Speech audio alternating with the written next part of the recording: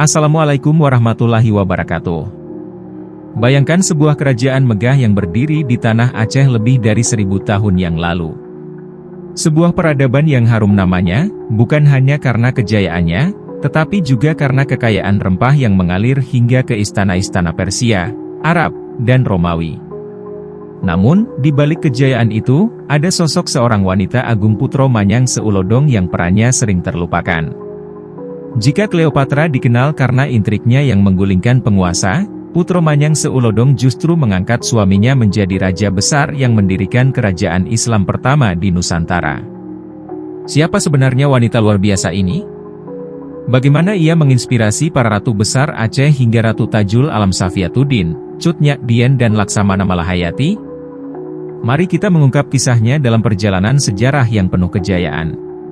Menurut penelitian terkini para ahli sejarah, diketahui bahwa sebelum datangnya Islam pada awal abad ke-7 Masehi, dunia Arab dengan dunia Melayu Sumatera sudah menjalin hubungan dagang yang erat sejak 2000 tahun sebelum Masehi atau 4000 tahun lalu. Hal ini sebagai dampak hubungan dagang Arab-Cina melalui jalur laut yang telah menumbuhkan perkampungan-perkampungan Arab, Parsia, Hindia dan lainnya di sepanjang pesisir Pulau Sumatera.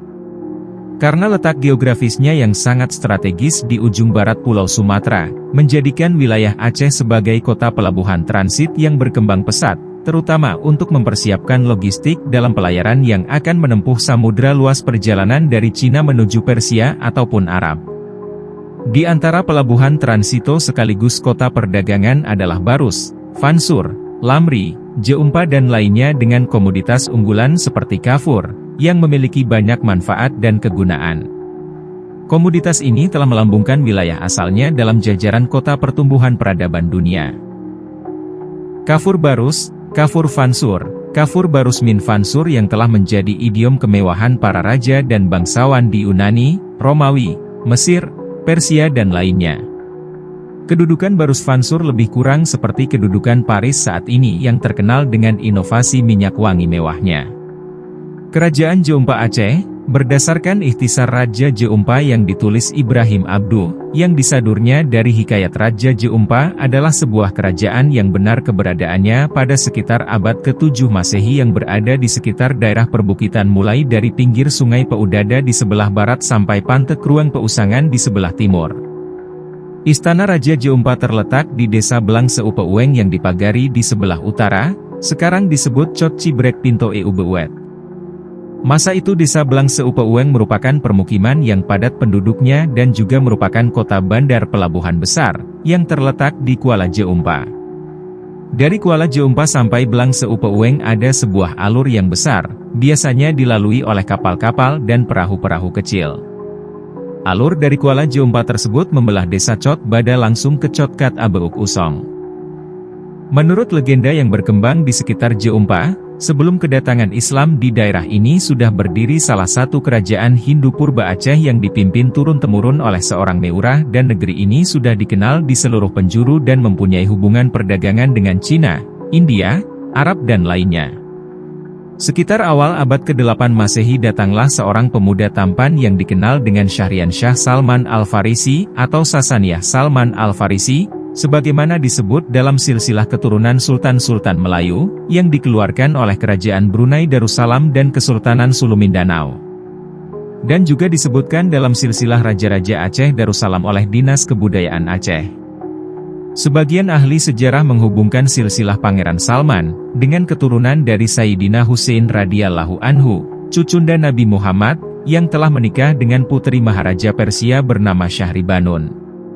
Dari perkawinan inilah kemudian berkembang keturunan Rasulullah yang telah menjadi ulama, pemimpin spiritual dan sultan di dunia Islam, termasuk Nusantara, baik di Aceh, Patani, Sumatera, Malaya, Brunei sampai ke Filipina dan Kepulauan Maluku. Dikisahkan Pangeran Salman memasuki pusat kerajaan di kawasan Belang Sepeng dengan kapal niaga dengan segala awak, perangkat dan pengawal serta muatannya yang datang dari Parsi untuk berdagang dan utamanya berdakwah mengembangkan ajaran Islam, sebagai sebuah misi utama para keturunan Rasulullah Shallallahu Alaihi Wasallam. Dia memasuki negeri Belang Sepeng melalui laut lewat Kuala Jeumpa. Sang pangeran sangat tertarik dengan kemakmuran, keindahan alam dan keramahan penduduknya. Selanjutnya beliau tinggal bersama penduduk dan menyiarkan agama Islam yang telah menjadi panutan nenek moyangnya di Persia. Rakyat di negeri tersebut dengan mudah menerima Islam karena tingkah laku, sifat dan karakternya yang sopan dan sangat ramah. Apalagi beliau adalah seorang pangeran dari negara maju Persia yang terkenal kebesaran dan kemajuannya masa itu. Keutamaan dan kecerdasan yang dimiliki Pangeran Salman yang tentunya telah mendapat pendidikan terbaik di Persia negeri asalnya, sangat menarik perhatian Meurah Jeumpa dan mengangkatnya menjadi orang kepercayaan kerajaan. Karena keberhasilannya dalam menjalankan tugas-tugasnya, akhirnya Pangeran Salman dinikahkan dengan putri raja dan dinobatkan menjadi raja menggantikan bapak mertuanya. Setelah menjadi raja, wilayah kekuasaannya diberikan nama dengan Kerajaan Jeumpa, sesuai dengan nama negeri asalnya di Persia yang bernama Champia, yang artinya harum, wangi dan semerbak. Sejak saat kerajaan Islam Jeumpa terkenal dan berkembang pesat menjadi kota perdagangan dan transit bagi pedagang-pedagang Arab, Cina, India dan lainnya, kerajaan Jeumpa menjadi maju dan makmur sekaligus menjadi pusat penyebaran Islam di wilayah Sumatera bahkan Nusantara. Syahrian Shah Salman Al-Farisi memproklamirkan kerajaan Islam Jeumpa pada tahun 156 Hijriah atau sekitar tahun 770 Masehi. Maka tidak diragukan, kerajaan Jeumpa adalah kerajaan Islam pertama di seluruh Nusantara. Tentu di balik kesuksesan Pangeran Salman membangun dan memimpin kerajaan Jeumpa, didukung oleh seorang Maharatu yang sangat berperan, karena sebagaimana pepatah menyebutkan di setiap keberhasilan lelaki, pasti ada perempuan yang mendukung keberhasilannya. Siapakah wanita agung yang telah mendukung kegemilangan Maharaja Jeumpa yang berhasil sebagai pendiri kerajaan Islam pertama di Nusantara ini? Menurut silsilah Sultan Melayu dan silsilah Raja Aceh, beliau tidak lain adalah Putro Manyang Seulodong atau ada yang menyebutnya dengan Dewi Ratna Keumala, anak Meurah Jeumpa yang cantik rupawan serta cerdas dan berwibawa. Putro Jeumpa inilah yang telah mendukung karir dan perjuangan suaminya sehingga berhasil mengembangkan sebuah kerajaan Islam yang berwibawa, yang selanjutnya telah melahirkan kerajaan Islam di Perlak, Pasai, Pedir dan Aceh Darussalam. Tidak semua putri raja menjadi pendukung keberhasilan suaminya, bahkan ada yang menjadi penyebab kehancurannya. Ingatlah sosok Cleopatra, sang Maharatu Mesir yang penuh intrik dan telah menghancurkan karir penakluk agung Julius Caesar. Karena Julius menikahi Cleopatra, maka karirnya sebagai penguasa agung atau Kaisar Agung Romawi hancur. Dia dikhianati oleh pendukung dan pemujanya, bahkan rakyatnya sendiri melecehkannya karena membawa Cleopatra ke Romawi. Akhirnya Julius yang diagungkan dipecat Senat Romawi bahkan dibantai oleh anggota Senat di hadapan Dewan terhormat tersebut tanpa pembelaan. Demikian pula yang telah menimpa Antony, pengganti Julius karena nekat menikahi Cleopatra. Karirnya hancur dan bunuh diri di Mesir akibat intrik Cleopatra yang penuh tipu daya. Putro Manyang Seulodong bukanlah Cleopatra yang penuh intrik dan tipu daya, walaupun sama-sama Maharatu yang memiliki kekuasaan besar terhadap kerajaan dan rakyatnya. Jika Cleopatra menggunakan kekuasaan, kecantikan dan kecerdasannya untuk memperdaya Julius dan Antony serta menghancurkannya, namun Putro Jeumpa ini menggunakannya untuk mendukung kesuksesan suaminya tercinta Pangeran Salman. Bersama suaminya, sang Maharatu Jeumpa ini bahu-membahu memajukan kerajaannya sehingga menjadi sebuah kerajaan yang terkenal di dunia internasional dan menjadi kota persinggahan para pedagang-pedagang dari Arab, Persia, Cina, India dan lainnya, apalagi geografi Jeumpa sangat strategis yang berdekatan dengan Barus, Lamuri, Fansur yang lebih dahulu berkembang di ujung barat Pulau Sumatera. Menurut hasil observasi terkini di sekitar daerah yang diperkirakan sebagai tapak maligai kerajaan Jeumpa sekitar 80 meter ke selatan yang dikenal dengan Bukit Teungku Keujereun, ditemukan tapak bangunan istana dan beberapa barang peninggalan kerajaan, seperti kolam mandi kerajaan seluas 20 kali 20 meter, kaca jendela, porselin dan juga ditemukan semacam cincin dan kalung rantai yang panjangnya sampai ke lutut dan anting sebesar gelang tangan. Semua ini tentu menggambarkan kemakmuran dan kemajuan dari kerajaan Jeumpa 14 abad silam.